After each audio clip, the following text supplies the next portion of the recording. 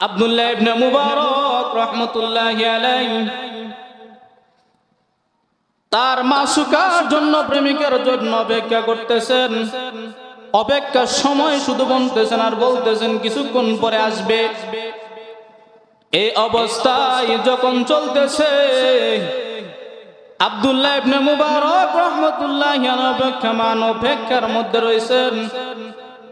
অপেক্ষা করতে করতে রাত্র শেষ হয়ে কোন সময় সূর্যের আলো ফুটে উঠছে আব্দুল্লাহ ইবনে মুবারক রাহমাতুল্লাহি আলাইহি টের পান নাই। সারা রাত্র ওই জায়গায় দাঁড়ানো। সকাল বেলায় উনার এলাকার একজন লোক ওই রাস্তা দিয়ে যায়। তাকে দেখে আব্দুল্লাহ ইবনে মুবারক ওই জায়গার মধ্যে দাঁড়ানো। তার এলাকার লোক বলতেছে, ও আব্দুল্লাহ ইবনে মুবারক, এত প্রত্যুষে আর সকাল বেলায় এই জায়গার মধ্যে তুমি কি করো? আব্দুল্লাহ ইবনে মুবারক ওই ব্যক্তির কথাই কেমন যেন তার হুঁশ আসছে। উনি ডাক দিয়ে বলতেছে যে না, আমি তো প্রত্যুষে আসি নাই, সকালে আসি নাই। এই মহিলার জন্য অপেক্ষা করতে করতে, একজনের জন্য অপেক্ষা করার জন্য, দেখা করার জন্য গতকাল দুপুর টাইমে আমি এখানে এসেছিলাম। রাত্র শেষ হয়ে গেছে, সূর্যের আলো কখন ফুটে উঠেছে আমি তো বলতে পারি নাই। আপনারা কি বলেন, এরকম একটা লোক যদি আপনাদের সামনে এই জাতীয় কথা বলে, আপনারা কি বলবেন না যে লোকটা কত বোকার বোকা? এটা বলা তো স্বাভাবিক। এখন আপনাদের একটা প্রশ্ন হতে পারে যে হুজুর, রাত্র শেষ হয়ে গেছে, সে আব্দুল্লাহ ইবনে মুবারক খবর পাইল না, এটা আবার কেমনে সম্ভব?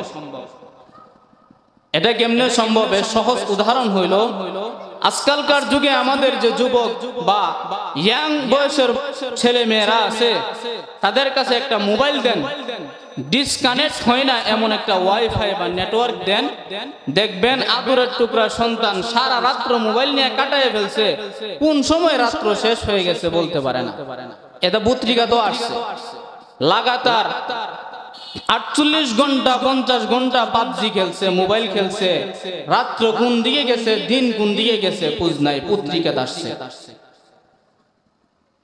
আব্দুল্লাহ ইবনে মুবারককে বলতেছেন, তুমি কত বুকার বুকারে আব্দুল্লাহ, একটা সাধারণ দুনিয়ার মেয়ের জন্য তুমি এত কষ্ট করে কোন সময় বাড়ির থেকে বাইরে হইছো, সারা রাত্র দাঁড়ায় রইছো, কোনো খোঁজ পাও নাই। অথচ এরকম একটা রাত্র যদি তোমার মালিক আল্লাহর জন্য দিদারে আব্দুল্লাহ, এই একটা রাত্রের উসিলায় মহান আল্লাহ তোমাকে তার মাহবুব বান্দা বানায় নিত।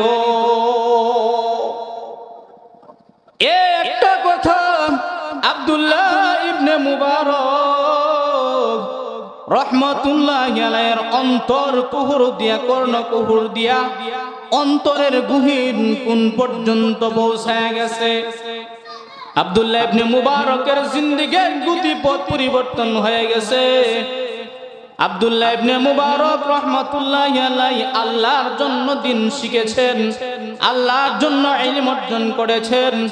এমন দামি হয়েছেন আব্দুল্লাহ ইবনে মুবারক, হাদিসের পাতা যতদিন থাকবে, হাদিসের কিতাব যতদিন থাকবে, হাদিসের কিতাবে আব্দুল্লাহ ইবনে মুবারকের নাম স্মরণাক্ষরে কিয়ামত পর্যন্ত লেখা থাকবে।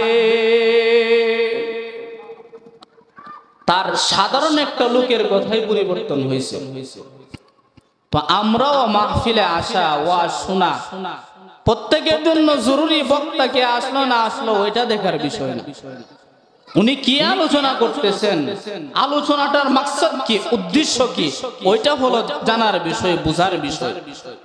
কিন্তু অনেকে প্রধান অতিথির আশায় বসা থাকে, এজন্য আমাদের মাহফিল হয় কিন্তু আমাদের মানুষের ভিতরে পরিবর্তন হয় না, আমলের ভিতরে, ইমানের ভিতরে পরিবর্তন হয় না।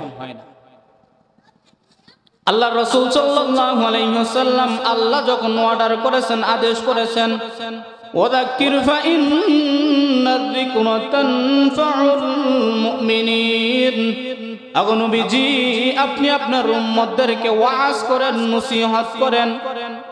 আল্লাহর হাবিব নসিহত করতেছেন, নবী বলেন আরবাউন ইযা মা কুন্না ফীকা ফালা আলাইকা মা ফাতাকা মিনাদ দুনিয়া হিফযু আমানাতিন ওয়াসিদকু হাদীসিন ওয়া হুসনু খলিকাতিন ওয়া ইফাতুম মিন তু'মাতিন। নবী বলেন এই উম্মত, চারটা বিষয় যদি অন্তরে ভিতরে তোমার ভিতরে আনতে পারো, তাহলে তোমাকে এমন একটা বিষয়ের সুসংবাদ দেওয়া হবে যেটার কারণে দুনিয়াতে তোমার আর চিন্তা করতে হবে না। কয়টা বিষয়? চারটা বিষয়। এই চারটা বিষয় যদি আমরা দিলে ঢুকাইতে পারি, রাসূল বলেন, ওই রাসূল বলেছেন যার কথার মধ্যে কোনো কি নাই, মিথ্যা কথা নাই। সেই নবী বলেন চারটা বিষয় দিলের ভিতরে ঢুকাও, তোমার ভিতরে আনো, তাহলে হবে কি? আমরা মাহফিলে শুনি কিভাবে জান্নাত পাওয়া যাবে, কিভাবে জাহান্নাম থেকে বাঁচা যাবে। আর আজকে আমি আপনাদের সম্মুখে ওয়াজ করব যে বিষয় রাসূল চারটা বিষয়ের কথা বলছেন, এই চারটা বিষয় যদি আমি আপনি মানতে পারি, আল্লাহর রাসূল বলেন আমি বললাম তোমাকে মহান আল্লাহ পাক রব্বুল আলামিন দুনিয়ার নাজ নিয়ামত আল্লাহ ভোগ করাবেন। দুনিয়া পাওয়ার আওয়াজ, এই চার বিষয় যদি মানতে পারেন, তাহলে দুনিয়াতে আপনার কোনো অভাব অনটন হবে না, আপনার সংসারে কোনো অভাব থাকবে না। মহান আল্লাহর রাসূলের কথা মতে রাসূল বলেন আল্লাহ পাক তোমার বাকি সবগুলো সমস্যার সমাধান করে দিবেন। এক নাম্বার, হিফযু আমানাতিন, আমানতের হেফাজত করা। এই আমানতের হেফাজত করা হলো মুমিনের গুণ, আর আমানতের খিয়ানত করা হইল প্রকৃত মুনাফিকের আলামত।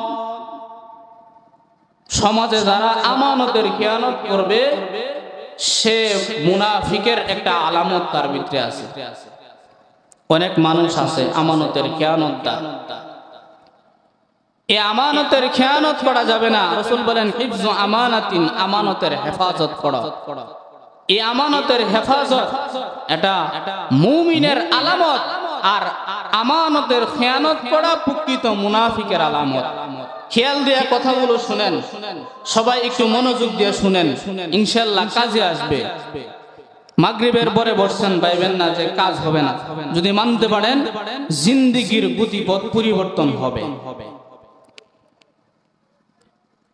মুনাফিক এমন একটা জিনিসের নাম বা এমন একটা ব্যক্তির নাম যার ভিতরে মুনাফিকি আছে। এই মুনাফিকি অবস্থায় যদি সে দুনিয়া থেকে বিদায় হয়, তার স্থান কি হবে? আল্লাহ কোরআনের মধ্যে বলছেন মুনাফিকের স্থান হবে এমন কথা বলছেন যেটা কাফের সম্পর্কেও বলেন নাই। আল্লাহ বলেন যে ব্যক্তি মুনাফিকে আলামত নিয়ে দুনিয়া থেকে বিদায় হবে, মুনাফিক হয়ে কবরে যাবে, তার স্থান হবে জাহান্নামের সবচাইতে নিম্ন স্থলে। জাহান্নামের সবচাইতে নিচু জায়গায়, নিম্ন জায়গায় মুনাফিকের আবাসস্থল হবে। চিন্তা করেন। অথচ জাহান্নামের উপরেও যদি একটা মানুষ থাকে, ওইখানেও একটা মানুষের অল্প সময় থাকা সম্ভব না। এজন্য মুনাফিকের আলামত যদি আমাদের দিলে থাকে, ভিতরে থাকে, আমার মধ্যে থাকে, ওইটাকে বের করে দিতে হবে। নিয়ত করেন যে আল্লাহ যদি মুনাফিকের আলামত আমার ভিতরে থাকে, ইনশাআল্লাহ এই আলামতগুলো শোনার পরে আমি নিজ থেকে এগুলা ছেড়ে দিব। কারণ মুনাফিক হয়ে কবরে যাবেন, জান্নাতে যাওয়ার কোনো গ্যারান্টি নাই, যাইতে পারবেন না। এজন্য আসেন মুনাফিকের আলামতগুলো আমরা চিনি। মুনাফিকের এক নম্বর আলামত হইল ইযা হাদাসা কাযাবা। যখন মুনাফিক কথা বলে তখন মিথ্যা কথা বলে। সমাজে এমন বহু মানুষ আছে, এমন মানুষ আছে আমরা হুজুরদের কাছে বলে, হুজুর এই লোকটা আপনার লগে কি বললো, বেলে একটা কথা বলে গেছে, হুজুর বিশ্বাস করেন না। কেন? বেলে এই লোকটার 100 কথার মধ্যে 99টাই মিথ্যা কথা। বিশ্বাস করলে ধোঁকা খাইবেন। এমন মানুষও সমাজে আছে। মুনাফিকের এক নাম্বার আলামত হলো ইদা হাদ্দাসা কাযাবা, যখন কথা বলে তখন মিথ্যা কথা বলে। ওয়া ইদা ওয়াদা আখলাফা, যখন ওয়াদা করে তখন ওয়াদার খেলাফ করে।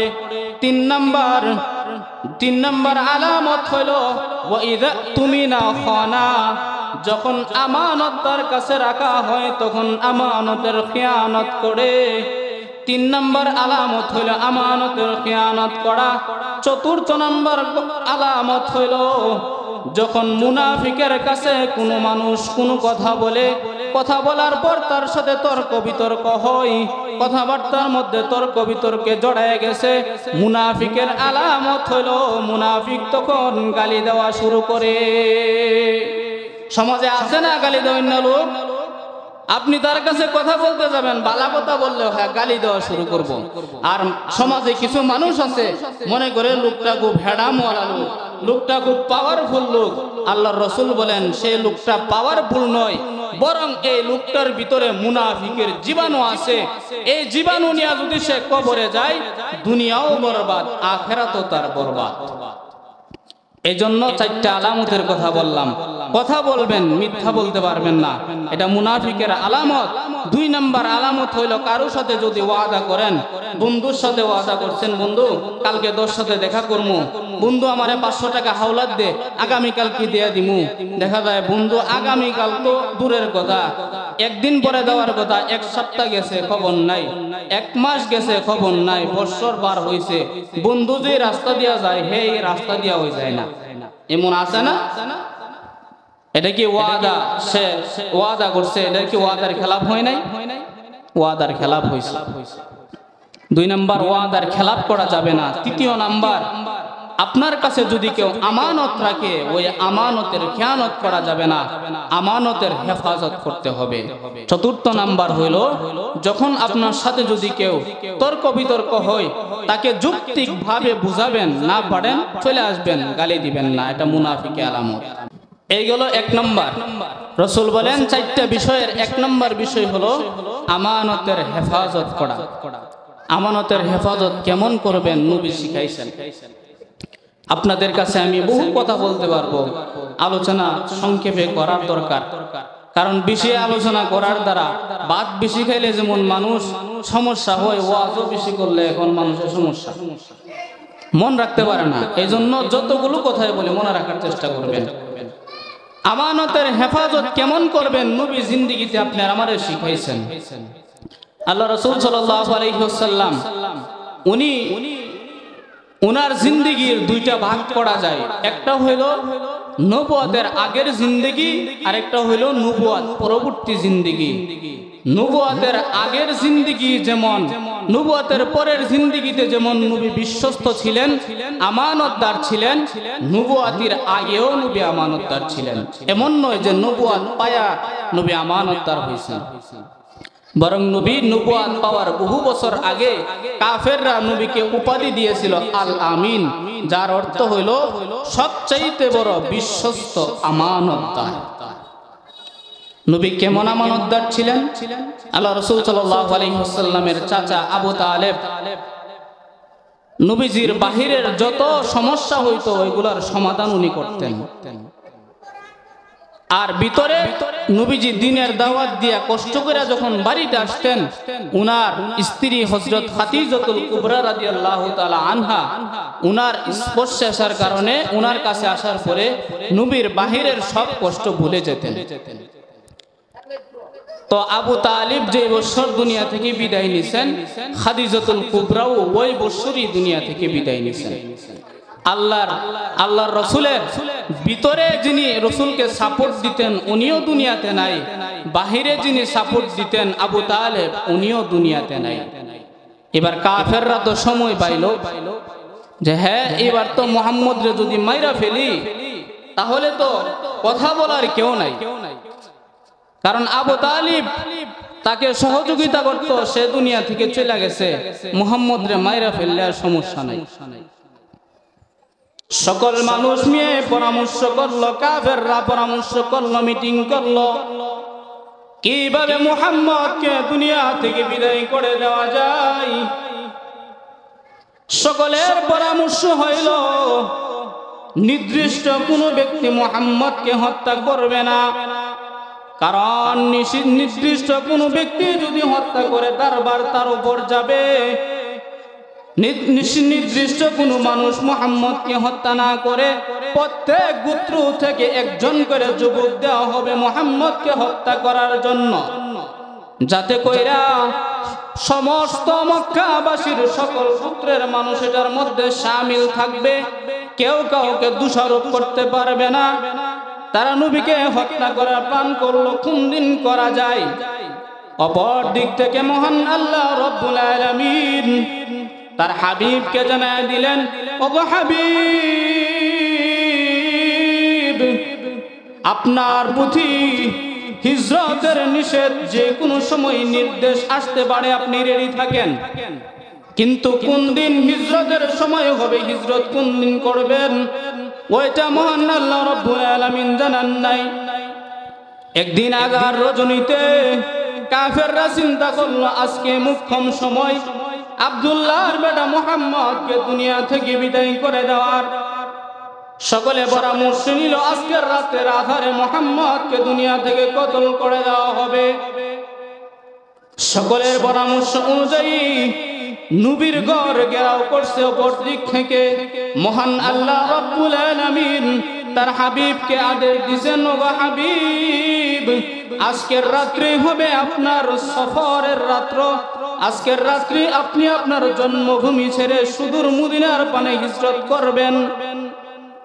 নবীজি হিজরতের সাথে হিসাবে আবু বকর সিদ্দিককে বললেন, আবু বকর, হিজরত করতে হবে, আমার সফর সঙ্গী তুমি আবু বকর হবা। কাফেররা একদিক থেকে নবীকে মারার প্ল্যান করে, আর অপর দিক থেকে আল্লাহ নবীকে হেফাজত করার চিন্তা করে। আপনাদের কাছে জানতে চাই, মহান আল্লাহ যদি কাউকে হেফাজত করতে চান, দুনিয়ার সকল মানুষ যদি তার বিপরীত হয়, ওই লোকের কোনো ক্ষতি কেউ করতে পারবে কি? পারবে না। কারণ আল্লাহ যদি কারো হেফাজত করেন, তাকে মারার ক্ষমতা দুনিয়ার কারো নাই। এজন্য আমাদের হুজুর, আমার এক উস্তাদ একটা শের রসমু বলতো, सारे दुनिया हूँ मुखालिफ, सारे दुनिया हूँ मुखालिफ, फिर कुछ नहीं नुकसान है, डर नहीं है गम नहीं है, जब खुदा रहमान है, डर नहीं है गम नहीं है, जब खुदा रहमान है। আল্লাহ যদি রহমান দয়াময় হয় আর দুনিয়ার সবাই বিপক্ষে হয়, তার ক্ষতি করার কেউ নাই। ঘটনাটা বলতেছিলাম, নবীকে হত্যা করার পায়তারা করতেছে কাফেররা। অপর দিক থেকে আল্লাহ জানায় দিলেন আজকের রাত্রে হিজরত করবেন। নবীজি হযরত আবু বকর সিদ্দিককে নিয়ে রাস্তায় রওনা দিয়ে দিয়েছেন, হিজরত শুরু করছেন। আর নবীজির ঘরের মধ্যে রেখে গেছেন হযরতে আলী রাদিয়াল্লাহু তাআলা আনহুকে। নবীজির বিছানায় আলী রাদিয়াল্লাহু তাআলা আনহুকে রেখে চলে আসছেন। কেন রেখে আসছেন? ইতিহাসবিদগণ লেখেন, যে সময় নবী হিজরত করে ঘর থেকে বের হয়েছিলেন, ওই সময়ও কাফেরদের মালপত্র নবীজির কাছে আমানত ছিল। তারা নবীর বিপক্ষে থাকতো ঠিক, কিন্তু দিন শেষে মূল্যবান বস্তুটা আমার আপনার নবীর কাছে হেফাজতের জন্য রাখতো। তারা জানতো মুহাম্মদের যতই ক্ষতি করি, যতই কিছু করি, তাকে মারি অপমান করি, মুহাম্মদ আমাদের আমানতের খেয়ানত করবে না। এজন্য নবীর কাছে বিরোধিতা করার পরেও নবীর কাছেই তাদের সম্পদগুলো জমা রাখতো। কেমন বিশ্বস্ত ছিলেন নবী! আমাদের ভিতরে তো বিশ্বস্ততা নাই, আমানতের হেফাজতদারিতা নাই। এজন্য আমানতের হেফাজত দিলে আনা দরকার। আমানতের হেফাজত এখন বিষয় হলো আমরা আমানতের হেফাজত করব, কোন কোন বিষয়ে করব এটা তো আমাদের জানা দরকার। আমরা মনে করি যে আমার কাছে একটা লোক 500 টাকা দিল, আমি এই টাকাটা সংরক্ষণ করে তার প্রয়োজনের সময় তারে দিয়ে দিলাম, এটাই মনে হয় আমানতের হেফাজতদারিতা। বিষয়টা কিন্তু এরকম নয়। আমানতের হেফাজত এটা বড় ব্যাপক একটা বিষয়। আমি অনেকগুলো বলতে পারবো, আমি বললাম না, কয়েকটা আমি আপনাদেরকে বলি। আমানতের হেফাজতের বিষয় হলো 1 নাম্বার টাকা পয়সার মধ্যে। আপনার কাছে একটা লোক টাকা দিল, সবাই কথাগুলো খেয়াল করে শুনেন। আপনার কাছে একটা লোক ধরেন 500 টাকা দিছে, আপনি চিন্তা করলেন ঠিক আছে 500 টাকা দিছে আমার কাছে হেফাজতের জন্য, আমানত রাখছে। তো বাজারে গেছেন, বাজারে দেখেন সুন্দর মাছ, তো যে টাকাটা আপনার কাছে দিছে ওইটা পকেটেই আছে, আপনার কাছে আর কোনো টাকা নাই। তো চিন্তা করলেন যে বাজারে সুন্দর মাছ, যদি বাড়িতে টাকা আনতে যাই তাহলে তো মাছটা পাবো না, তা এই টাকাটা দিয়ে মাছ নিয়ে যাই, তারে 500 টাকা আর একটা দিয়ে দিমুনে। এটা ভুল। আপনার কাছে একটা লোক যেই টাকাটা আপনার কাছে আমানত রাখছে, হুবহু ওই টাকাটাই তারে ফেরত দিতে হবে। সে সিরাটিকা দিলে ওইটাই ফেরত দিতে হবে। যদি একবারে চকচকা নোট দেয়, ওই চকচকা নোটটাই ফেরত দিতে হবে। এটা দিয়ে আপনি আমানতি বস্তু দিয়ে খেদমত নেওয়া, উপকার নেওয়া, ফায়দা নেওয়া, এটা জায়েজ নাই। একটা গেল মালের মধ্যে। দ্বিতীয় নাম্বার হইল কথার মধ্যে হেফাজত। এখন কথাই হুজুর, কথার মধ্যে আবার হেফাজত কেমনে? যেটার বড় খেলাফ, যেটা মানুষ এটা বেশি বেশি করে থাকে, একেবারে বেশি বেশি করে। মনে করেন আল্লাহ রাসূল হাদিসের মধ্যে আছে, একটা লোক যদি আপনার কাছে একটা কথা বলে, কথা বলার সময় সে এদিক সেদিক তাকাইতেছে কেউ আসে কিনা, এদিক সেদিক তাকায় দেখতেছে, এদিক সেদিক তাকায়া যে কথাটা আপনার কাছে একটা লোক বলে, রাসূল বলেন হিয়া আমানাতুন, এই কথাটা তোমার কাছে আমানত। কারণ এই এদিক সেদিক তাকানোর দ্বারা এই লোকটা এটাই চায় যে এই কথাটা আমি আর ওই ব্যক্তিটা ছাড়া আর যাতে কেউ না জানে। কিন্তু আমাদের আখলাক কি? আমাদের আখলাক হইল, যে লোকটা বলল, ধরেন আপনার বন্ধু আপনার কাছে একটা কথা বলল যে বন্ধু আমি তো তোর কাছে একটা কথা বলি, তুই কারো কাছে কইস না। সেই লোকটা একটা কথা আপনার কাছে বলল, বন্ধুর কাছে বলল, বইলা সে আর আল হওয়ার আগে পাশের আরেক বন্ধুরে সে ডাক দেয়া বলে, বন্ধুরে হুনে যা, আমার কাছে তো অমুক লোকে অমুক কথাটা কয়ে গেছে, আবার বলছে কারো কাছে কইস না, আমি শুধু তোর কাছে কইছি, তুই কিন্তু কারো কাছে কইস না। এখন আপনারা বলেন, এই লোকটাও তো প্রথম যে লোকটার কাছে কথা বলছিল সেও কিন্তু মানা করছিল কারো কাছে বলার জন্য, সে খেয়ানত করছে। দ্বিতীয় ব্যক্তি যে খেয়ানত করবে না এর কোনো গ্যারান্টি আছে? দ্বিতীয় লোক দেখা গেছে এইভাবে সে একটা কথা যখন বলছে, সে আরেকজনকে ডাক দিয়ে এইভাবে একটা কথা সকালবেলা বলছে, দুপুরে গিয়া দেখে এই কথা পুরা এলাকা ভাইরাল হয়ে গেছে। রাস্তা দিয়ে আটে মানুষের বেল ছায়া ছায়া খালি আসে, সে তো বুঝে না কি হইল, তার কথাটা সরে গেছে। ধরেন 50 জনের কাছে গেছে, তো লসটা কি হইল, ক্ষতিটা কি হইল, মনোযোগ দিয়ে শুনেন। সে কিন্তু আমার কাছে বলছিল বা একজন তার এক বন্ধুর কাছে বলছিল, বন্ধু আমানতের খেয়ানত করে শুধু একজনের কাছে বলছে, আর কারো কাছে বলে নাই। ওই বন্ধু আরেকজনের কাছে বলছে, এভাবে বলতে বলতে কথাটা এলাকার মধ্যে 50-100 জন পর্যন্ত পৌঁছায় গেছে। ক্ষতি কি হয়েছে? ক্ষতিটা হইল ওই লোকটা প্রথম যে ব্যক্তিটা আমার কথার খেয়ানত করেছে, সব মিলে, সব বন্ধু বান্ধব মিলে 100 লোক মিলে যে পরিমাণের গুনাহ অর্জন করছে, সে প্রথম খেয়ানত করার কারণে তার আমল নামায় সকলের সমান গুনাহ লেখা হবে। সবাই মিলা কথা বলে যে গুনাহ, সেই লোকটা সেই পরিমাণের গুনাহ অর্জন করল। চিন্তা করেন কত বড় বিষয় এটা। কেমনে? আল্লাহর রাসূল হাদিসের মধ্যে বলেছেন, দুনিয়ার সর্বপ্রথম হত্যাকাণ্ড সংঘটিত হয়েছিল আদম আলাইহিস সালামের সন্তান হাবিল আর কাবিলের দ্বারা। রাসূল হাদিসে বলেন, আদম আলাইহিস সালামের পর থেকে নিয়ে কিয়ামত পর্যন্ত যত লোক আসবে, যত হত্যাকাণ্ড সংঘটিত হবে, প্রত্যেকটা হত্যাকাণ্ডের একটা গুনাহ ওই আদম পয়গম্বরের সন্তানের আমল নামায় যোগ হয়ে যাবে।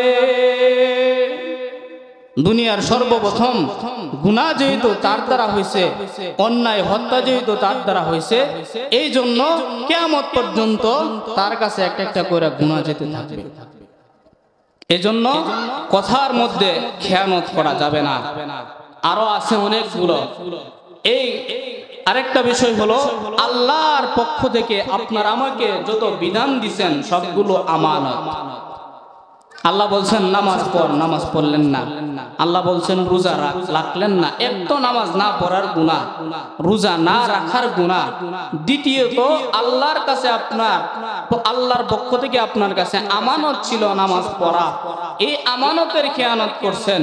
নামাজ না পড়ার এক গুনাহ, আমানতের খেয়ানতের এক গুনাহ, দুই গুনাহ আপনার আমল নামায় যোগ হবে। আরেকটা হলো জানমাল আল্লাহর পক্ষ থেকে দেওয়া আমানত। আপনারে আমারে জান দিছে, এটা মাল দিছে, এটা আল্লাহর পক্ষ থেকে আপনার আমার জন্য আমানত। আল্লাহ কোরআনে বলেন, ইন্নাল্লাহা আশতারা মিনাল মুমিনিনা আনফুসাহুম ওয়া আমওয়ালাহুম বিআন্না লাহুমুল জান্নাহ। আল্লাহ বলেন, আমি মুমিনের জানমাল জান্নাতের বিনিময়ে ক্রয় করছি। এই আপনার দেওয়া সম্পদ আপনি দ্বীনি কাজে দিবেন, আপনার সওয়াব হবে। কিন্তু একটা মানুষ চিন্তা করলো, আমাদের এলাকায় যখন যাত্রা হইতেছে, একটা গান হইতেছে, একটা সিনেমা হল তৈরি হইতেছে, একটা দোকান তৈরি হইতেছে, এটাতে সিনেমা চলবে, 500 টাকা দিয়ে হেল্প করলাম, অনুমতি নেই। আগে প্রথম দিক দিয়ে বলছিলাম যে আপনার কাছে আমানতি যে বিষয়গুলো আছে, আমানতের বিষয় দিয়া ফায়দা নেওয়া, উপকার নেওয়াটা জায়েজ নাই। কিন্তু আল্লাহ মেহেরবান, আপনি আমাকে জানমাল দিছেন আমানত, কিন্তু এটাকে ব্যবহারের অনুমতি দিছেন, কিন্তু নির্দিষ্ট তরিকার ভিতরে, গুন্ডির ভিতরে। গুন্ডি ছাড়াই গেলে এটা আপনার জন্য বড় মুসিবতের কারণ হবে। এই যে বললাম যে আপনাকে মাল দিল, এই মাল দিয়ে আপনি গুনার কাছে ব্যয় করলেন, এটা আপনি আল্লাহর দেওয়া আমানতের খেয়ানত করলেন। আল্লাহর দেওয়া আমানতের খেয়ানতকারী হিসাবে হাসরের মাঠে দাঁড়াইতে হবে। আবার দ্বীনি কাজে ব্যয় করলেন, ঠিক আছে। ইসলাম কত সুন্দর সিস্টেম দিয়েছেন। আপনি, আমি, আপনার, আমার মা বাবা, আত্মীয় স্বজন, সন্তানদেরকে ভরণ পোষণের ব্যবস্থা করি, কিন্তু এই ভরণ পোষণ এটা আমার এক নম্বরে তো আমার দায়িত্ব হওয়ার পরেও আমি এটা মানার কারণে মহান আল্লাহ রাব্বুল আলামিন কবুল সৎকার সওয়াব আমার আমল নামায় দান করবেন। আপনার আমার মা বাপরে খাওয়াইলেও কবুল হজের সওয়াব কে দেন? আল্লাহ দেন। 2 নাম্বার হলো, 1 নাম্বার হিফজ আমানাতিন, আমানতের হেফাজত করা। 2 নাম্বার হলো ওয়াসিদকু হাদিসিন, সত্য কথা বলা, মিথ্যা কথা বলা যাবে না। আজকে মোবাইলের যুগ। একটা মানুষ যদিও সামনাসামনি মিথ্যা বলে না, মোবাইলের কারণে মিথ্যা কথা বলে ফেলে। একটা বন্ধুকে যখন বন্ধু ফোন দিছে, বন্ধু কই আছস? লোকটা আছে চৌরাস্তার মোড়ে, বলতেছে আমি তো এইমাত্র চলে আসছি, বাড়ির পাশে আছি। ওইখান থেকে আসার জন্য রাস্তা মোটামুটি ভালো দূর। যে পরিমাণের অ্যাক্সিডেন্ট আমাদের দেশে হয়, আল্লাহ না করুক, ওই লোকটা যদি ওইখান থেকে আসার আগে দুনিয়া থেকে বিদায় হয়ে যায়, জিন্দেগির শেষ কথাটা হয়ে যাবে মিথ্যা কথা। এমন এভেলেবেল মিথ্যা কথা হয়, আমরাও শুনছি। বাজার থেকে কইতাছে গরুই আছে। এটা কি হাসা কথা না মিথ্যা কথা? মিথ্যা কথা। এই জন্য মোবাইলেও মিথ্যা কথা বলা যাবে না, এগুলোর থেকে হেফাজত থাকতে হবে। 3 নাম্বার হলো ওয়া হুসনু খলিকাতিন, সুন্দর আচরণ করা, সুন্দর ব্যবহার দিলের ভিতরে ঢুকানো, নিজের ভিতরে আনা। যেটা আমি, আপনি, আমার, আপনার নবীর জিন্দেগি থেকে আনতে পারি। আল্লাহ নবী বাজারে গেছেন, নবীজি বাজারে যখন গেছেন, এক বাচ্চা, ছোট বাচ্চা, ওই বাচ্চাটা একটা ব্যাগ নিয়ে আনতেছেন। ব্যাগ বড় ভারী, বাজার লিয়ে আইতাছে আর কি, ব্যাগ প্রচুর ভারী। বাবা আছে না, এই ব্যাগটা লিয়ে আইছে, কিন্তু সন্তান ব্যাগ আলগায় আনতে পারে না, কান্দছে রাস্তা। আমার আপনার নবী রাস্তা দিয়ে হেঁটে যাচ্ছেন, দেখে ওই বাচ্চাটা কাঁদতেছে। বাচ্চাটা ছিল ইহুদির বাচ্চা। আল্লাহর হাবিব ওই বাচ্চা যখন কাঁদতেছেন, বাচ্চারে বললেন, বাচ্চারে কি হয়েছে? বলল, দেখেন আমার বাবা এত বড় ব্যাগ দিয়ে গেছে, ব্যাগ তো নিতে পারি না। আল্লাহর হাবিব বলেন, দে সন্তান দে, তোর ব্যাগটা আমার মাথায় উঠায়া দে, তোর বাড়ির মধ্যে পৌঁছায়া দে।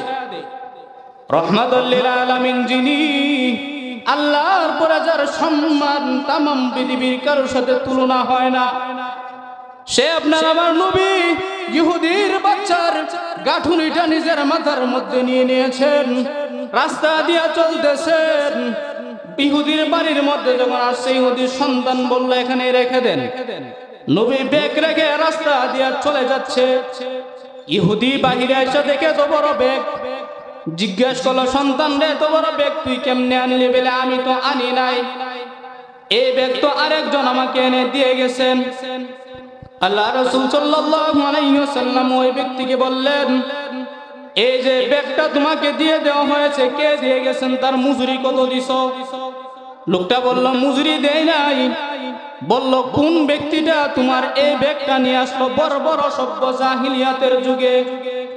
ওই লোকটা বলল, কে আনছে আমি জানি না, তবে আব্বা একটা কথা বলে দেই, ওই লোকটার চেহারাটা তো সুন্দর, তামাম পৃথিবীর কোনো মানুষের সাথে তুলনা হয় না।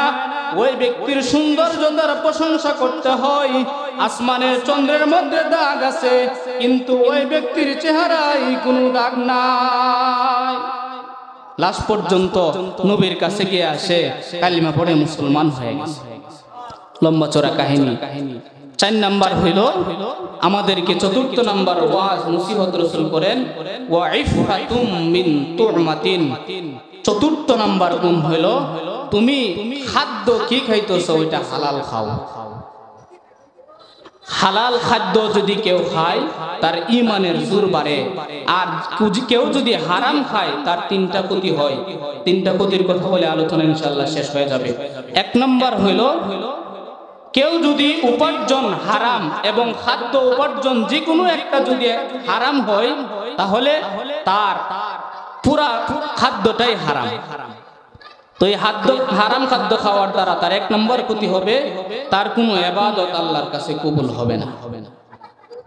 2 নাম্বার হবে, সেই লোকটার কোনো দোয়া আল্লাহ তাআলার কাছে কবুল হবে না। 3 নাম্বার হইল, ওই লোকটা যতই নেক আমল করুক, ওই লোকটা তার যে হারাম খাদ্য খায়া শরীর গঠিত হয়েছে, ওই শরীর কখনো আল্লাহর তৈরি জান্নাতে যাবে না।